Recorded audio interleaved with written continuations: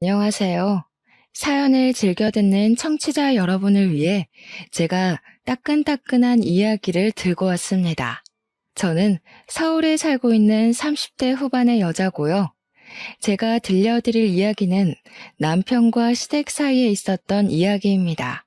과거 이야기부터 쭉 시작할 텐데 남편의 살아온 이야기가 얼마나 기구했는지, 그리고 최근에 벌어진 아주 큰 이야기까지 해보려고 합니다.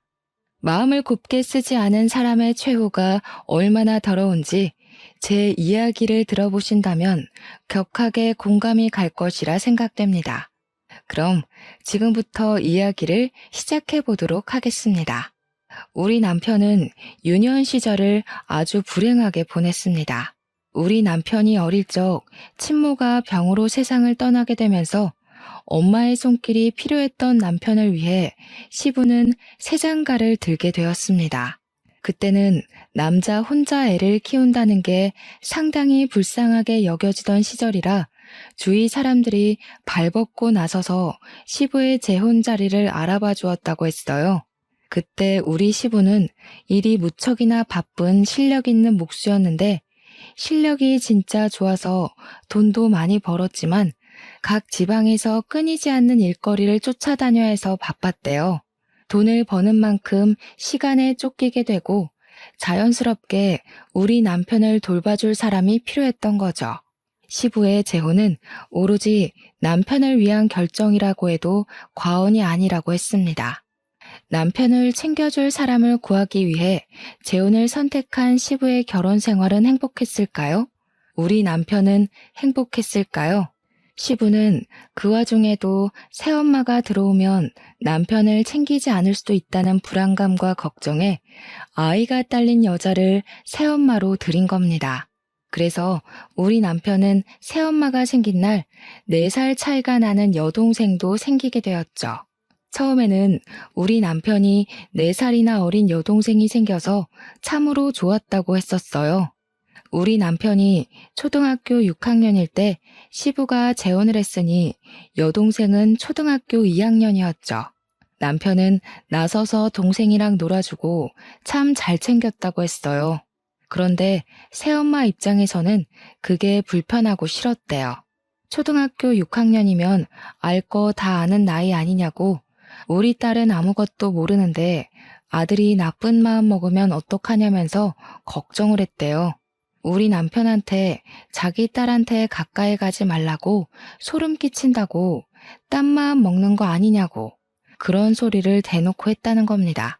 우리 남편은 그냥 여동생이 귀엽고 예뻐서 놀아주고 싶고 챙겨주고 싶었던 건데 겸상도 하지 말라는 식으로 말해서 너무 속상했다고 했어요. 그 어린애가 알면 뭘 안다고 그러겠어요.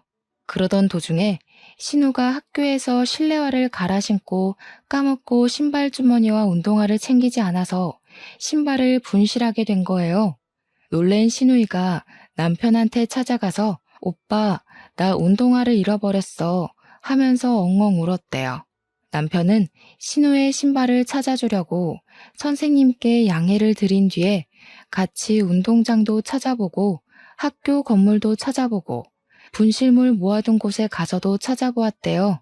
신발장도 다 뒤져보고 쓰레기 소각장도 다 가봤는데 누가 가져간 건지 결국 신발을 찾지 못하게 된 거죠. 실내화 신고 집까지 오게 되면 실내화가 더러워지고 내일 학교에서 당장 신을 실내화가 없으니까 둘은 고민에 빠지게 된 겁니다. 1시간을 넘게 학교를 뒤지다가 결국에는 남편이 신호를 업은 상태로 집까지 10분을 꼬박 걸어온 거예요. 동생 발에 흙이라도 묻을까봐 그 어린 나이에 동생 가방까지 다 무게 걸고 애를 업고 온 거죠. 초등학교 6학년짜리가 힘이 있으면 얼마나 있었겠어요? 땀 뻘뻘 흘리면서 여동생을 업고 집에 왔더니 시모가 난리가 난 거죠.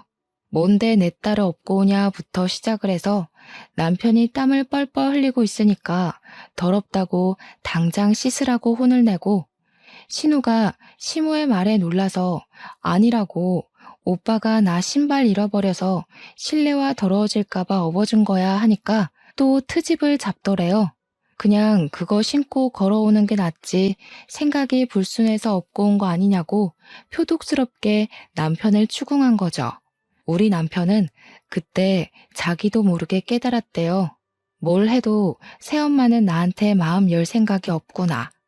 나랑 잘 지내볼 생각이 없구나 하고요. 주말에 시부가 지방에서 일을 끝내고 집으로 돌아오면 그때는 또 잘해주는 척 엄청나게 신경을 써줬다고 했어요. 그래서 남편은 주말이 차라리 빨리 왔으면 좋겠다. 시부가 오는 날만큼은 진짜 가족처럼 화기애애 하니까 엄청 기다렸대요. 하지만 매번 올라올 수 있었던 것도 아니었대요. 시부가 주말에도 지방에 일을 하러 가게 되거나 출근을 하게 되면 지옥이었다고 했어요. 방문을 잠그고 거실에 나와볼 수조차 없었대요. 거실에 나가면 왜 나왔냐고 방에 들어가라고 윽박을 질러서요. 밥은 맨날 맨밥에 김치, 김, 참치캔 이런 것만 주고 먹고 싶은 걸 말해도 어쩌라고 하면서 들어주지도 않았대요. 신우가 먹고 싶다는 건 사다 주던 해주던 어떻게든 먹게 해주면서 남편이 햄이라도 구워주시면 안 돼요? 하면 햄이 없어 하고 말았대요. 솔직히 애 키우는 집에서 햄은 무조건 구비해두는 재료 중에 하나잖아요. 먹는 걸로 차별받으면 정말 서러운 거 아시죠? 하지만 남편은 새엄마니까 하면서 꾹꾹 참고 그러려니 했대요. 아무튼 우리 남편이 중학생이 되고 나서부터는 차별의 강도가 점점 심해지기 시작했대요. 집에 가봐야 온 것도 모르고 아예 신경도 안 쓰고 밥도 제대로 챙겨주지도 않았고요. 오죽하면 교복 빨래도 남편이 스스로 해야만 했다고 하니까 정말 심호가 나빠도 너무 나빴죠. 집에 있는 게 너무나도 싫었던 남편은 결국 시부한테 부탁을 해서 종합학원을 다니기 시작했대요. 학교 수업이 끝나고 학원에 가서 하루 종일을 시간을 보내고 집으로 돌아오는 게 마음이 편했던 거죠. 저녁밥으로 편의점에서 삼각김밥에 컵라면 하나씩 사 먹으면 시간을 버티고 버텼던 거예요. 한창 클 나이에 부실하게 먹어서 키가 크지 못할 법도 한데 시부가 체격이 좋아서 그런 건지 남편은 키도 쑥쑥 크기 시작했어요. 그러다 보니 또 부작용이 생기게 된 거죠. 바로 교복 바지가 너무 짧아진 겁니다. 교복이 무슨 칠부 바지처럼 짧아졌는데 사달라는 말을 못해서 그냥 입고 다니게 된 거죠. 그런데 우리 남편이 또 웃긴 게 친구들 사이에서 나름 인기도 좋고 잘 나가는 친구였나 봐요. 그 학교에 교복 바지를 칠부로 수선해서 입는 게 유행을 타기 시작한 거예요. 남편은 그냥 교복 사달라는 말을 못해서 입게 된 건데 친구들은 돈을 주고 수선을 하면서 칠부로 입고 다닌 거죠. 아무튼 학교에 칠부 바지 열풍이 부니까 학교 선생님들도 선도부도 집중 단속을 하게 된 겁니다.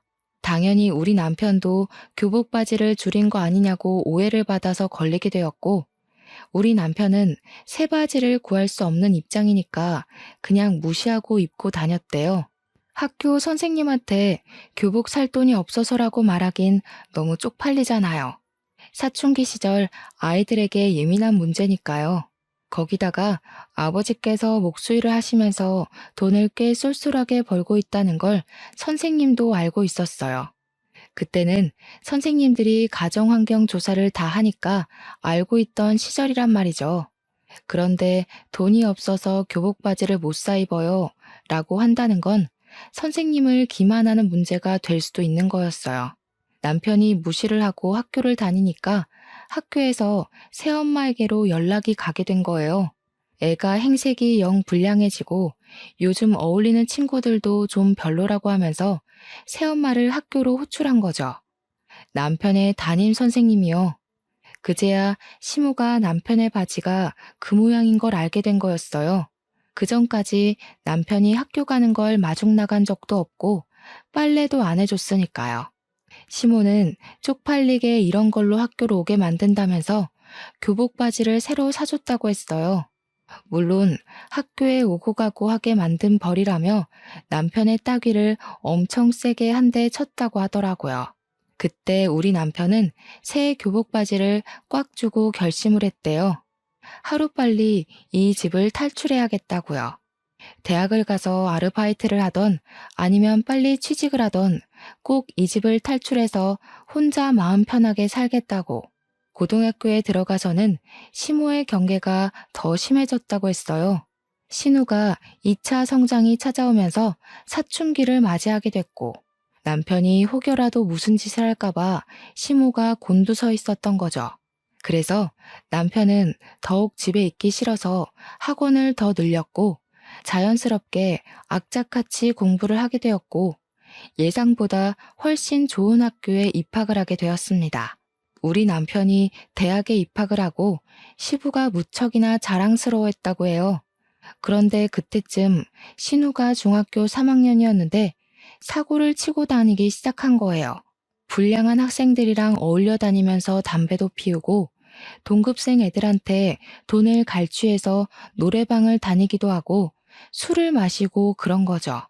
신우이가 사고를 칠 때마다 시모는 학교에 불려가서 죄송합니다, 죄송합니다 하고 와야 했다고 했습니다. 그런데도 불구하고 신우는 반성이 없었고 시모한테 대들며 싸움이 점점 늘어나게 된 거죠. 그러면 시모는 자연스럽게 남편의 탓을 하면서 네가 교복 줄이고 불량한 애들이랑 어울려 다니더니 네 동생이 너 따라한다. 남편한테 화를 냈대요. 우리 남편은 몇 년 동안 여동생이랑 밥 한 번 같이 먹은 적이 없는데 자기 탓을 하는 시모한테 너무 어이가 없어서 대꾸도 못했다고 하더라고요. 시모는 거기에서 멈추지 않고 우리 남편한테 신우 과외를 좀 시켜주라며 부탁을 했대요. 말이 부탁이지 거의 협박이나 다름없는 말투로 용돈 10만 원 줄 테니까 국영수 좀 가르치라고 대학은 보내야 하지 않겠냐고 했다는 겁니다. 어차피 같은 집에 살면서 틈틈이 시간 날 때마다 몇 시간씩 애 봐주는 건데 용돈 받는 셈 치고 애 공부 좀 시키라고 했대요. 남편은 그 말도 어이가 없는 거죠. 10만 원에 몇 과목을 봐주라고 하니까 우리 남편이 좋은 학교에 다녔기 때문에 다른 애들 과외하면 한 과목 가르치는데도 한 달에 40만 원은 받았단 말이죠. 그런데 고작 10만 원에 틈날 때마다 전 과목을 가르치라고 하는 게 도둑놈 심보지 뭐겠어요. 남편은 애초에 싹을 잘라놔야 한다는 생각이 들어서 딱 잘라서 거절을 했대요. 신우, 딱 봐도 공부할 머리는 아닌 것 같다고 맨날 저렇게 담배 피우고 술 먹고 나가서 노느라 바쁜데 무슨 공부냐고 포기하시라고 했대요. 그러니까 시모가 어쩜 오빠가 돼서 그런 말을 할 수 있냐고 따졌다는데 애초에 가족 취급 안 한 건 시모였잖아요. 남편이 신우가 얼굴은 좀 예쁘장하게 생겨먹긴 했으니까 저 얼굴 가꿔서 시집이나 보낼 생각하라고 했대요. 시모가 노발대발 난리가 난 걸 뒤로하고 잔소리 듣기 싫다고 바로 휴학계 내고 군대에 가버렸답니다. 글쎄. 뭐 일찍 군대에 가는 사람들은 대학 입학하자마자 휴학계 내고 군대로 바로 간다면서 남편도 그렇게 했대요. 아무튼 군대에 있는 동안에 받는 작고 소중한 월급들 깡그리 한 푼도 안 쓰고 모아서 군대에 전역하자마자 학교 근처에 고시원 같은 원룸을 얻었대요. 처음 가져보는 아무도 없는 자신만의 공간이라 너무나도 소중하고 좋았다고 하더라고요. 시부가 그래도 대학 등록금은 다 내주고 용돈도 보내줘서 과외에서 버는 돈까지 합쳐서 생활비로 썼다고 하더라고요. 우리 남편 생활력 참 강하죠? 그래서인지 집안일도 참 잘해요. 아무튼 대학도 잘 졸업하고 햇볕도 거의 안 드는 원룸에서 악바리처럼 취업 준비를 해서 대기업에 떡하니 취직도 하게 된 거죠. 남편은 대기업 취업이 확정된 그날 햇볕이 안 드는 그 집이 남양집처럼 따뜻하게 느껴졌다고 했어요. 대기업 취업한 뒤 눈칫밥 먹으면서 열심히 일하다가 누굴 만났게요? 바로 저를 만났습니다. 저랑 같은 회사 사내 커플이었거든요. 저는 남편의 그런 일생을 모르고 만났고 저에게는 벌어진 적 없는 일이었기에 처음 모든 이야기를 들었을 땐 정말 충격이 컸어요. 화목하게만 자란 우리 가정과 다른 환경에서 자랐다고 물꼬를 트고 그동안 살았던 이야기를 듣는데 눈물이 다 나더라고요. 남편이 상당히 진중하고 조용한 성격이었기 때문에 그런 아픔이 있을 거라고는 상상조차 못했었거든요. 게다가 꽤 진지한 이야기가 오고 가면서 저희 집에 방문을 하고 자주 와서 밥도 같이 먹고 할 때 우리 부모님한테 정말 잘했었거든요. 당연히 집에서도 저러겠구나. 사람이 참 바르게 자랐구나. 친딸인 저조차도 못하겠다 싶을 정도로 세세하게 우리 부모님을 챙겼거든요. 때가 되면 영양제 일일이 챙겨서 보내드리고 우리 엄마 스킨로션 떨어질 때가 되면 새로운 제품을 사다 바치고 했거든요.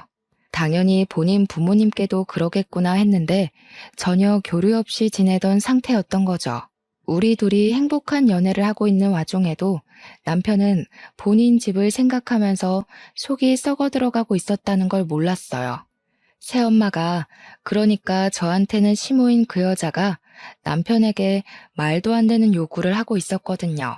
우리 남편한테 대기업 다니는 남자 중에 멀끔하고 돈 많은 인간 어디 없냐면서 신우 결혼을 좀 시키자고 했대요.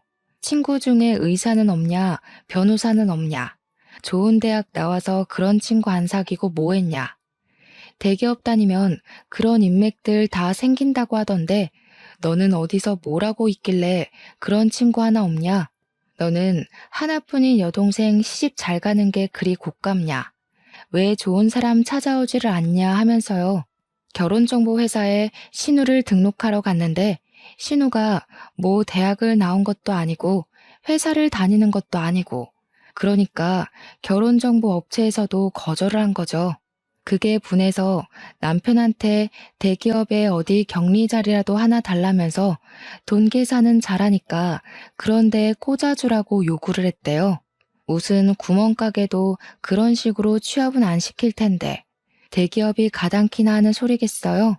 남편이 하루 이틀은 걸러들었는데 얼굴을 마주칠 때마다 그런 소리 하면서 자리 내놔라 하니까 스트레스를 받은 거죠.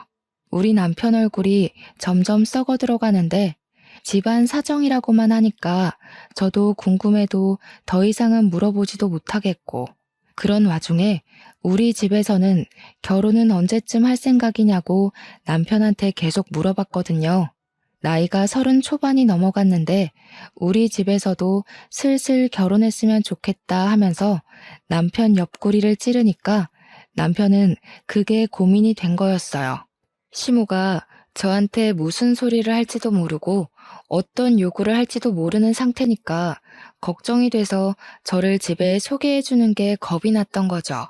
혹시라도 제가 지레 겁먹고 결혼 못하겠다고 도망이라도 가면 큰일이니까요. 모든 이야기를 듣고 나서 저의 결심은 바뀌지 않았어요. 언제까지 이렇게 미룰 수는 없다는 생각이 들어서 큰 마음 먹고 남편에게 이야기를 했습니다.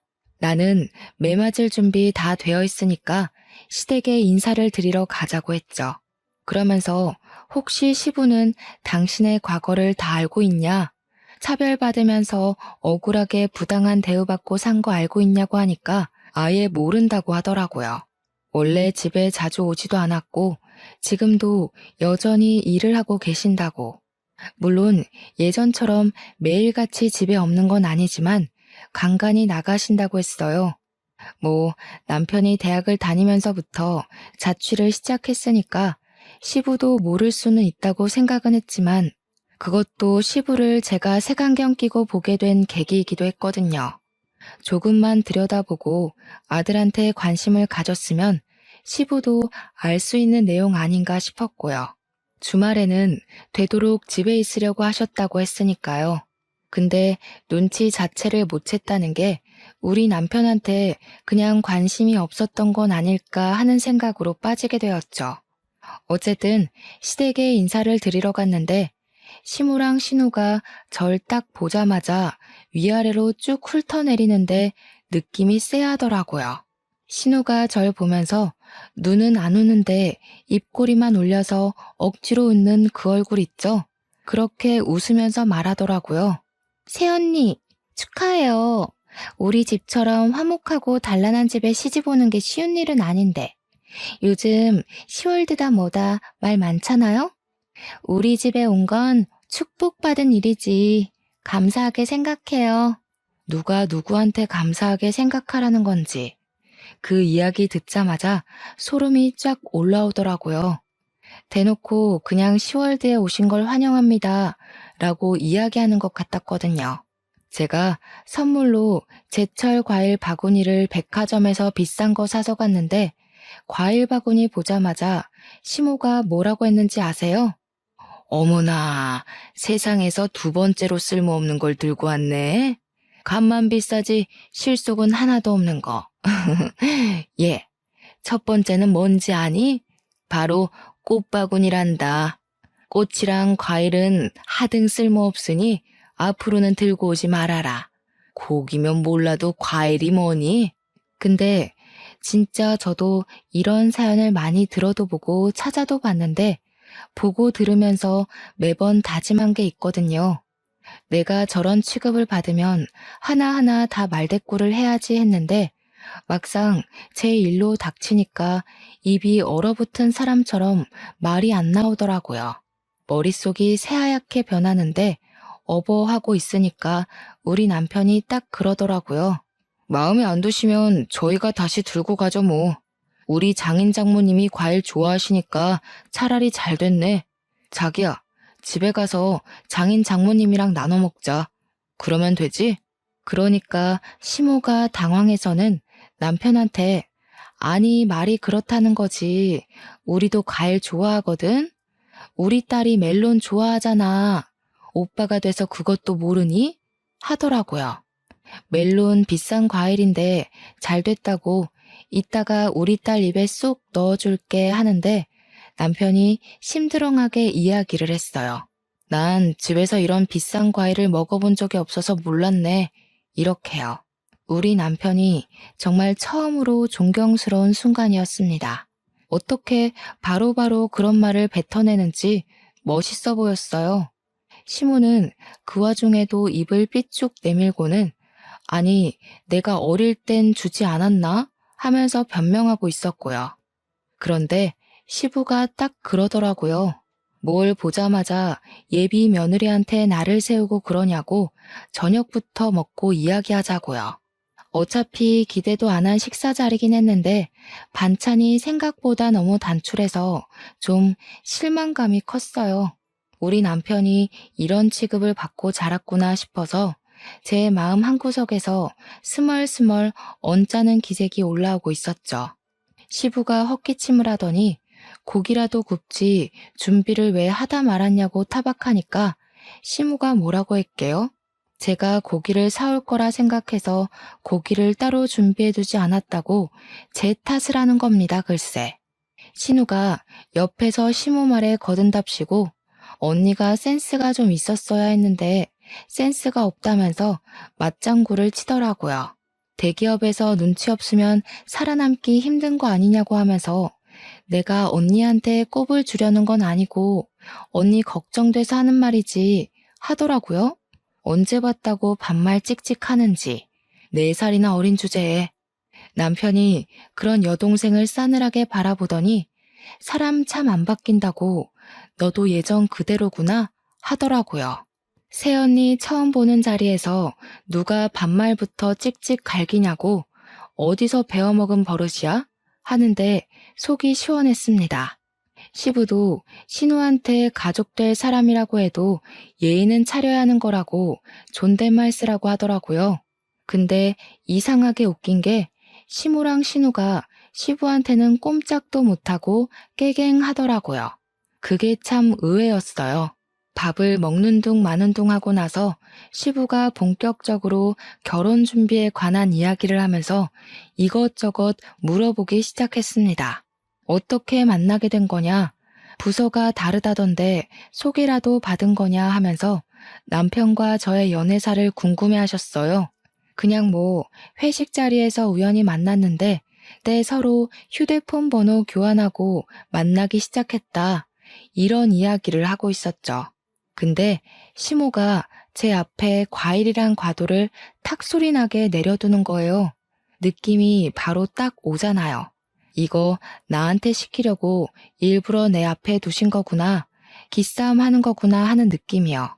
아니나 다를까 웃는 얼굴로 우리 새아기 솜씨 좀 보자면서 과일 깎는 거야 요즘 다 기본 아니냐고 하더라고요. 신우는 그 기본도 못하게 생겼던데 뭐 보여달라고 하시니까 제 솜씨를 자랑해야겠다 싶었습니다. 제가 대기업 취직하기 전에 아르바이트로 대학생 때 호프집에서 일을 했었거든요. 학교 앞에 저렴한 호프집이라 늘 손님이 미어 터지는 곳이었는데 제가 바로 과일 안주 담당이었습니다. 그래서 진짜 현란한 솜씨로 과일을 척척 깎아서 플레이팅까지 완벽하게 해서 내놨어요. 그랬더니 신우가 과장된 말투로 이야기를 하더라고요. 우와, 언니 소시적에 클럽이나 나이트 같은 데 많이 다녔나 봐요? 아니면 술집에서 일을 했나? 솜씨 대박이네. 물론 호프집도 술집이긴 하지만 신우가 말하는 술집은 뉘앙스가 조금 다른 술집이었어요. 제가 네? 하면서 잘못 들은 건가 싶어서 표정을 싹 굳혔더니 신우가 놀래는 척하면서 되려 큰 소리를 내더라고요. 어머, 언니, 진짜 술집에서 일했던 거야? 대박이다. 술집에서 일했는데 어떻게 대기업을 갔어? 술집 손님 중에 대기업 사람이 있었나? 스폰서야? 이 난리를 피우는 거예요. 제가 순간 화가 나서 아니 저기요 하는데 남편이 바로 정색하고 미친 거 아냐? 하더라고요. 평소 같으면 무시하고 지나갔을 말인데 남편이 화를 내니까 신우가 누나를 이리저리 굴리더라고요. 스폰이라니 신우 생각하는 거하고는 진짜 영 아니었어요. 제가 그래서 그냥 솔직하게 이야기를 했죠. 대학 다닐 때 등록금 보태려고 학교 앞에 있는 호프집에서 아르바이트를 했었다고요. 그러니까 신우가 깔깔 웃으면서 아니, 호프집도 술집이지 뭐 이러더라고요. 시부가 신우 손을 찰싹 내리치면서 경거망동하게 행동하지 말라고 자꾸 이러면 용돈이고 뭐고 다 끊어버릴 거라고 했죠. 너도 새언니처럼 아르바이트라도 해서 한 푼이라도 벌어서 쓸 생각을 해야지 맨날 클럽 나이트 다니는 게 누군데 그런 소리를 누구 앞에서 하냐고 했어요. 시부가 꽤 기분이 나빴는지 신우한테 한 소리를 하니까 신우가 그러더라고요. 보면 아빠는 이런 식으로 오빠랑 나랑 차별을 하더라. 오빠만 좋아해 맨날. 입을 삐죽이면서 이야기를 하는데 차별은 누가 받았는데 그딴 소리를 하는 건지 제 속이 터져나가는 느낌이었습니다. 한 차례 폭풍이 쓸고 지나간 것처럼 순간 정적이 찾아왔는데 시무가 딱 그러더라고요. 예, 너네 이제 부부가 대기업에 다니는 거니까 돈은 섭섭지 않게 벌겠다. 우리한테 용돈은 얼마나 줄 수 있니? 피는 안 섞였어도 키워준 부모인데 그래도 다달이 150만 원 정도는 줄 수 있지? 이제 너희 아버지도 늙어서 일 못해. 우리도 노후 즐기면서 쉬엄쉬엄 살아야지. 그러니까 신우가 냉큼 끼어들어서는 저는 용돈 50만 원씩만 주면 돼요 하더라고요. 저는 어이가 없어서 숨만 들이키고 있었고 남편은 바로 대답을 했어요. 너는 알아서 벌어서 쓰도록 하고 시댁에 주는 만큼 처가에도 당연히 드려야 하는데 그럼 우리는 뭐 먹고 삽니까? 애 낳아서 키우려면 돈도 모아야 하고 아직 아파트 대출도 남아있어요. 한 달에 30만 원 정도 용돈은 드릴 수 있습니다. 그건 와이프랑도 이야기 끝냈고요. 30만 원이라는 말에 시모가 아니 그런 법이 어디 있냐고 이야기를 하는데 시부가 말을 딱 끊더라고요. 용돈이고 뭐고 다 필요 없으니까 둘이서 행복하게 알아서 잘 살라고 그게 효도하는 거라고요. 시무는 씩씩거리면서 시부한테 애들 키워놨는데 우리 노후는 책임지라고 해야지 하고 있고 시부는 바라는 게 뭐가 그리 많냐고 애들끼리 행복하게 사는 게 우리 노후를 즐겁게 하는 거라고 딱 잘라서 이야기했습니다. 적어도 시부는 생각이 제대로 박힌 것 같아서 다행이라고 느꼈죠. 그렇게 첫인사와 동시에 결혼 허락을 받고 상견례 자리를 마련하게 되었습니다. 당연히 우리 부모님께는 시작부터 단단히 일러두었죠. 우리 남편의 과거를요. 차별도 심하게 받았지만 시무랑 신우가 무척이나 상식적이지 않은 사람이라고 한 귀로 듣고 한 귀로 흘려달라고 부탁을 드렸습니다. 어차피 결혼하게 된다 하더라도 자주 마주칠 사람은 아니니까 걱정하지 말아달라고요. 솔직히 우리 부모님께서 걱정을 하지 않았다고 하면 그것도 거짓말이긴 하죠. 하지만 워낙 우리 남편을 예뻐해 주시기도 했고 차별이라는 말이 나오자마자 아버지께서 무척이나 분노를 하셨거든요. 이렇게 착하고 예쁜 아들을 누가 차별을 하면서 키웠냐고 이제 우리 사위니까 아들이나 마찬가지라고요. 당연히 상견례 자리에서 시무랑 신우가 말도 안 되는 말과 행동을 했습니다. 예상했던 일이고 미리 일러두었던 터라 크게 당황하지는 않았지만 어이는 없더라고요. 상견례를 한정식 집에서 했는데 식당에 자리를 안내받아서 들어가자마자 핀잔 주기 바쁘더라고요. 대기업의 센스가 이 정도밖에 안 되냐면서 무슨 호텔 레스토랑에 룸 잡고 밥 먹는 줄 알았는데 이런 집이면 친구들한테 자랑도 못하겠다고요. 시무랑 신우가 구시렁구시렁 거리는데 우리 부모님은 딱 시부랑 할 이야기만 나누시더라고요. 대놓고 시모를 무시하니까 시모도 나중에는 조용히 옆에서 끼어들 말만 탁탁 끼어드시대요. 우리 부모님께서 애들 집은 지금 사위가 혼자 사는 그 집에서 신혼집 꾸미는 거냐고 대출금은 좀 갚아주시냐고 물어보았어요. 그러니까 시모가 끼어들어서는 우리 먹고 죽을 돈도 없다고 애들 못 도와준다고 못을 박더라고요. 그러면서 용돈은 달라고 했더니 칼같이 거절하더라. 애들 키워봐야 소용도 없다 하더라고요. 우리 부모님이 한 귀로 듣고 흘리고는 그럼 예단이나 예물도 하지 마시고 애들끼리 알아서 하게 내버려 두자고 했어요. 시부가 고개를 끄덕이고 있는데 시무가 끼어들더니 아니 그건 또 이야기가 다르죠 하는 겁니다. 내 친구들 보니까 모피도 받고 가방도 받던데 나도 하나쯤은 받아도 되는 거 아니냐고. 그러니까 신우가 옆에서 나도 백 하나는 사줘야 하는 거 아니야? 하는 거예요.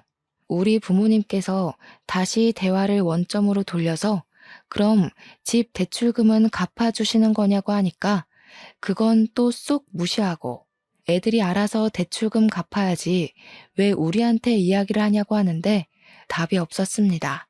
말이 영 안 통하니까 제가 나서서 집이며 혼수며 알아서 다 할 테니까 예단 예물도 따로 하지 않겠다고 못을 박았어요. 반지도 그냥 서로 마음에 드는 걸로 알아서 골라서 사겠다고 아무것도 하지 마시라고 선을 그었죠. 그러니까 시무가 아니 우리도 받을 건 받아야 하지 않겠냐고 시부 옆구리를 쿡쿡 찌르는 겁니다. 아들 대기업 보내는 게 얼마나 힘든 일인지 아냐면서 대기업 보낸 값은 받아야지 하는데 우리 부모님이 어이없어서 말씀하셨어요. 우리도 우리 딸 대기업 보내느라 힘들었다고. 근데 솔직히 애들이 알아서 잘해서 간 거 아니냐고요. 언성이 조금 높아지니까 그제야 시부가 인상 팍 쓰더니 시모한테 가만히 좀 있으라고 정신 사납다고 한마디 하시더라고요. 결국에는 우리 뜻대로 알아서 하는 걸로 정했고 남편이 시댁 근처에도 가지 말자고 하더라고요. 다행히 남편이 살던 아파트가 친정이랑 가까운 위치여서 그러자고 했어요. 결혼하고 나서는 꽤 살만했습니다. 남편도 자신만의 가정을 꾸려서인지 안정을 찾아가는 것 같았고요. 우리 부모님이랑 자주 만나서 밥을 먹는데 이제야 정말 가족이 생긴 기분이라며 부모님께 감사하다고 인사도 하고요. 시댁이랑은 최소한의 도리만 지키면서 거리를 두고 살았습니다. 그렇게 몇 년의 시간이 흐르고 갑자기 시댁에서 소란스러운 일이 벌어졌어요. 다름 아닌 신우가 혼전 임신을 해서 결혼을 갑작스럽게 준비하게 되었다는 것이었습니다. 저는 놀래서 신우가 만나던 남자친구가 있었어요? 하고 물어보니까 신우가 너무 당당하게 아니, 클럽에서 내가 진짜 대단한 인간 하나를 물었잖아 하는 거예요. 저는 이게 뭔 소린가 싶어서 네? 하고 물어보니까 클럽에서 만난 남잔데 건물주라고 자기를 소개했다는 거예요. 건물주 만나기가 쉽냐면서 바로 꼬셔서 임신부터 했지 하는 거예요. 아니, 연애를 한 게 아니라 임신부터 했다고요? 듣고도 믿어지지가 않아서 되물었더니 건물주라는데 당연히 바로 임신부터 해야 하는 거 아니냐요. 그 남자가 차고 다니는 시계가 차 한 대 값이라며 들고 다니는 가방은 얼만 줄 아냐고 흠이 있다면 어릴 적에 차 사고를 크게 당해서 차를 못 타고 다녀서 차가 없는 거 딱 하나라고 하는데 뭔가 의심스럽더라고요. 그래서 제가 사기꾼 아니냐고 하니까 시모가 저한테 질투하냐고 그딴 소리 하지 말라고 이야기하대요. 신우는 임신 10주 됐다면서 빨리 결혼식 올려야 된다고 배 나오면 드레스 핏이 안 산다고 난리를 쳤어요. 진짜 너무나도 기가 막혀서 말이 안 나오더라고요. 당연히 반전도 존재했습니다. 신우가 결혼을 준비하는데 뭔가 이상하더래요. 신혼여행지도 고르고 웨딩숍도 고르는데 자꾸 너무 비싸지 않냐고 핀잔을 주더래요. 시부모 될 사람도 미리 만났는데 예비 신랑이랑 달리 너무 후줄근하더라는 겁니다. 예비 시매부가 그냥 원래 검소하신 분들이라고 절에서 한 푼 두 푼 모아서 건물도 사고 한 거라고 했다는데 좀 미심쩍었대요. 아무튼 시모는 건물주랑 결혼한다고 온 동네방네 난리 법석을 떨었고 신우도 건물주라는데 후줄근한 게 뭐가 문제야 싶어서 결혼 준비를 한 거죠. 태교도 열심히 하고 술도 담배도 다 끊고 현모양처인 척하면서 상견례 준비를 한 겁니다. 당연히 우리 부부도 와서 대기업 다닌다고 자랑해줘야 된다길래 머릿수 채우러 따라 나갔죠. 그런데 저랑 남편이랑 예비 사돈을 보는데 인상에서 풍기는 그 특유의 제비 느낌이 영 별로였습니다.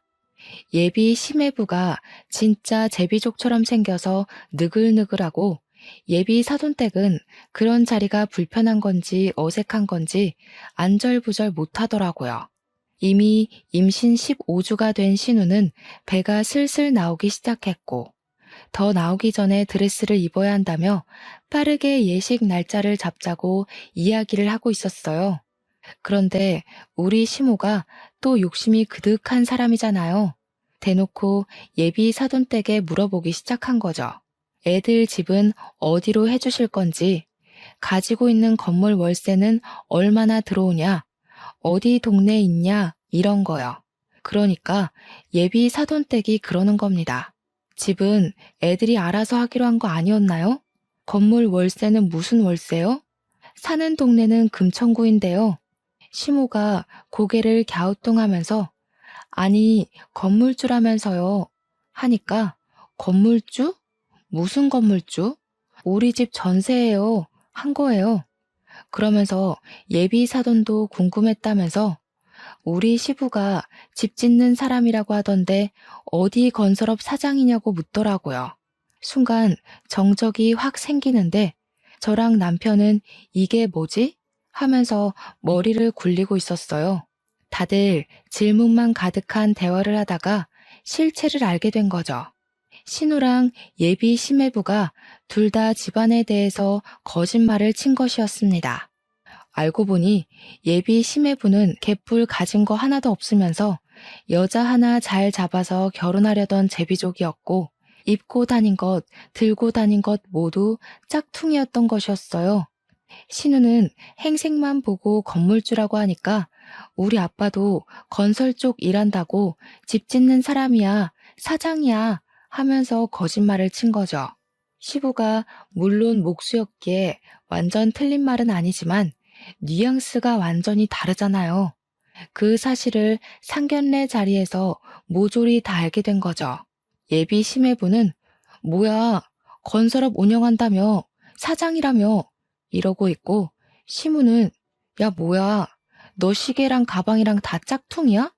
건물주라며 하고 있고, 시부랑 시모는 머리 싸매고 이게 무슨 일이야 하고 예비 사돈댁도 어안이 벙벙해서 아무 소리 못하고 있고, 저랑 남편만 밥 먹으면서 강 건너 불구경하고 있었죠.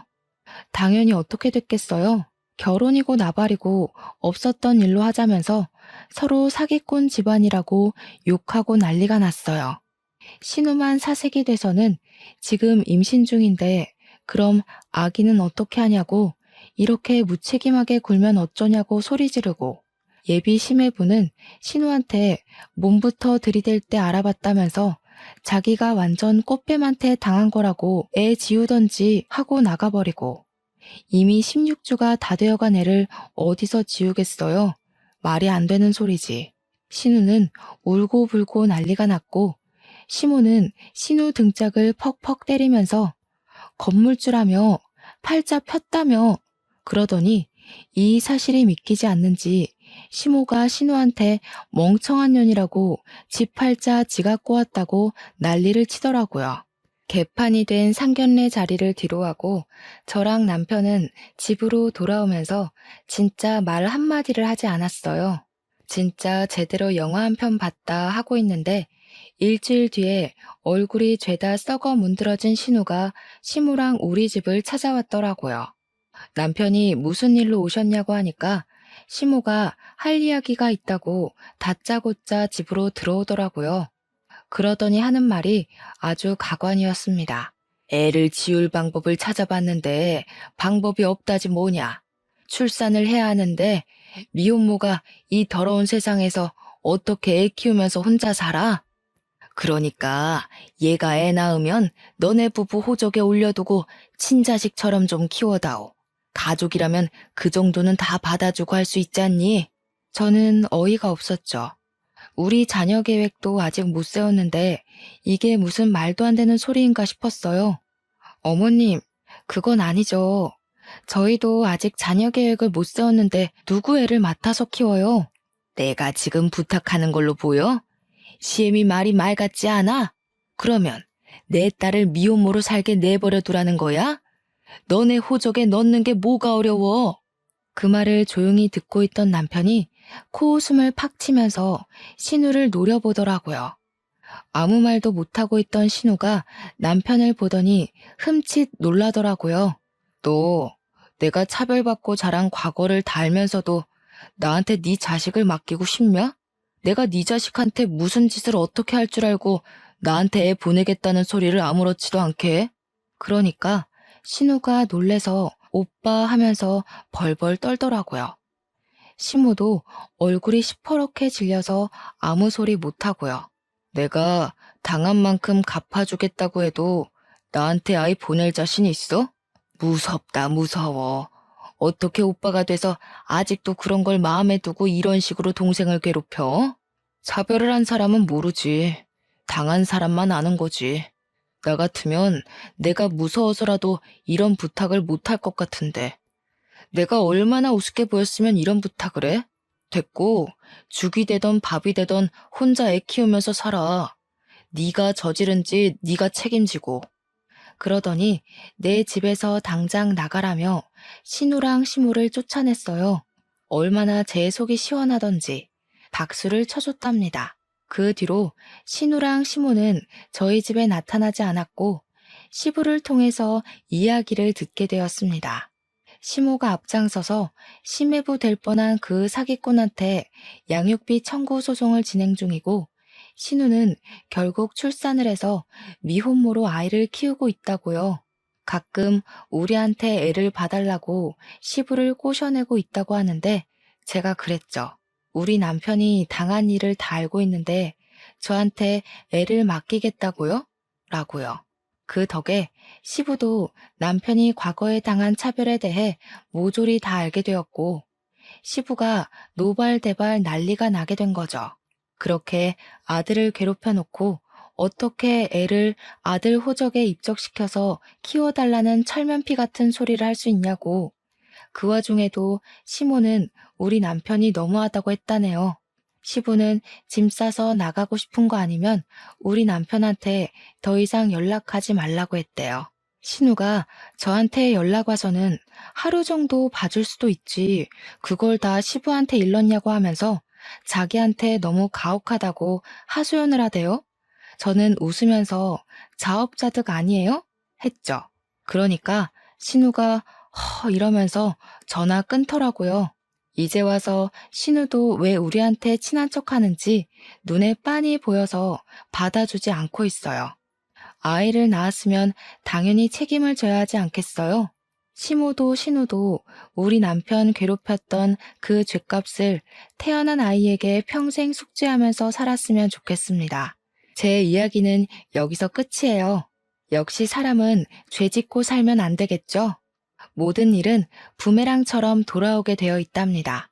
저와 남편은 이번 일을 잊지 않고 꼭 기억할 거예요. 제 이야기를 들어주셔서 감사합니다.